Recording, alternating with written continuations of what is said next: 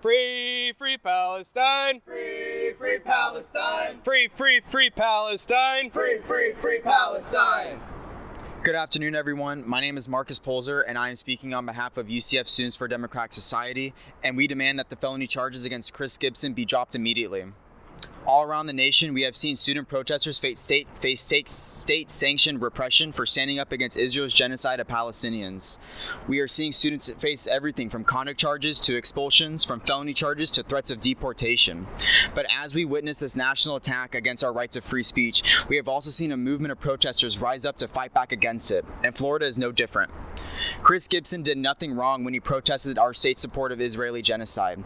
In fact, the only individuals who should be facing charges are the Orlando police officers who cracked down on pro-Palestinian protesters and attempted to lock the doors to Orlando City Hall while a public city council meeting was taking place. What else are we supposed to do while we watch our tuition and tax dollars be used to fuel a genocide against the people fighting for their homeland for well over 70 years? Chris Gibson is facing these trumped-up bogus charges for simply daring to speak out and protest against our city's support of the genocide against Palestinians. We at UCF Students for a Democratic Society condemn this blatant attack on our right to free speech and demand that the charges against Chris Gibson be dropped immediately. Protesting is not a crime. We, the students, must not back down in the struggle against Israel's genocide. We will be here for Chris Gibson every step of the way, because when one of us are attacked, all of us are under attack. Drop the charges now and keep your hands off the student movement. My name is Tony, and I'm a member of Orlando Against Police Crimes. The last year and a half has been characterized by a pattern of increasing repression against free speech in the name of defending Israel. More and more frequently, we have seen students facing suspension, expulsion, arrest, firing, blacklisting, and even deportation in response to pro-Palestinian speech. Tactics like these are used to target outspoken individuals with the intention to repress free speech and assembly. We will not let them scare us into submission.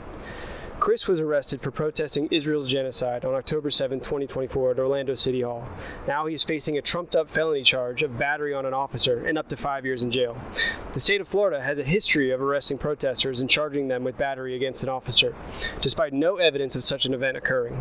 This happened in the case of the Tampa Five, who successfully fought these fraudulent battery charges.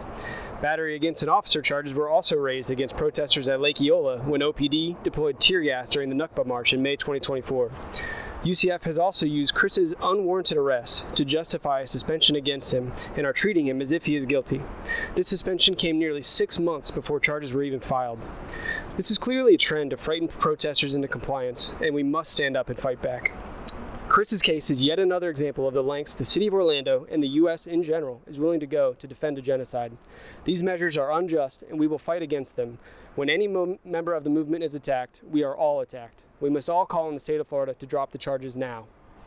Good afternoon, I'm Chris, and I don't think I need any further introduction at this point. Having the community behind me like this is what makes it possible for me to get up here and speak at events like this, to explain the full impact of these events on me and my family. These charges are completely false, fly in the face of all evidence, and yet I'm still suspended from my university, isolated from my friends, unable to remain part of student life and the Orlando community. My education is stalling, finding gainful employment is even more difficult now that I have felony charges hanging over my head, even though I now have to spend thousands of dollars to try and fight them.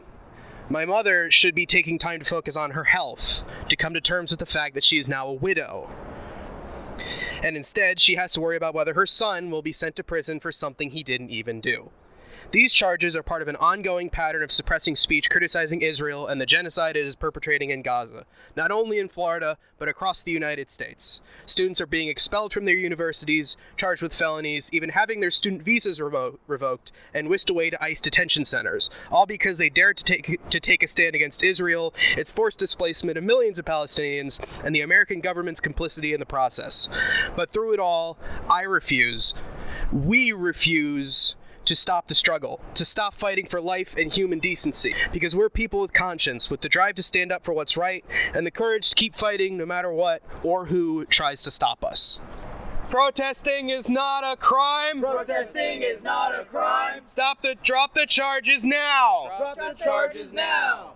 Protesting is not a crime. Protesting is not a crime. Drop the charges now. Drop the charges now. Free, free Palestine. Free, free Palestine. Free, free, free Palestine. Free, free, free Palestine.